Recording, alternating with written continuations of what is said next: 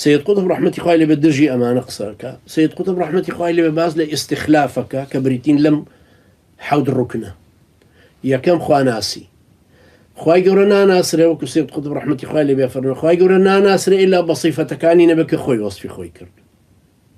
دوهم خوا پرستی ناکره إلا بو شوين بك پیغمبران رونيان كردوتو بوي خوا پرستك الإسلام محددة يعني توقيفية حاكميتي خواي پروردگار كقبول كردني شريعتكيتي ودستورك بيوصل لسر أساسي أم شريعة حكمك أمانة بيانا للتوحيد توحيد الربوبية وتوحيد الألوهية وتوحيد حاكمية شركيش لبرانبر يانا هر هيك باز لو أنا هم يكاتو أم سيانا بيانا وتر منهج أم منهج بيوصل روشن بلبرشاوي أم خلقه أم أتباعانا هم يعني أمتي عقائدي درستكن لسر منهجك بولاء وبرائي باك أم أمة عقائدية بم منهجك يتقران كاري لمجتمعك بزاوتي درستك يعني مش سي نقطيتر منهج وتوحيد دينك منهج أمة حركة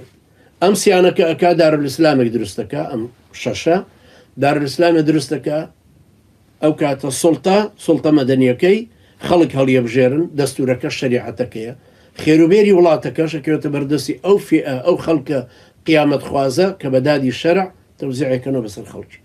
أما مو فكر التصورات سيد قطب رحمة الله كأكتب زوراني نفسي في ظلالك بينجزار وشطط لا برية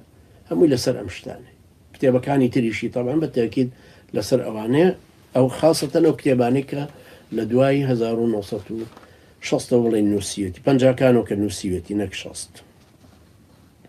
ولا برا وش أوانش كالرقيان ليت الرقيان ليتي طبعا لبروية كم طاغوتان زانن كسيد قطب ريشيان هلا جش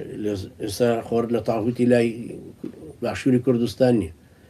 طاغوتي عربستاني السعودية طاغوتي جزائر طاغوتي باكستان هم طبعا لو سروا فكرة إزعاج بي أما مدخلي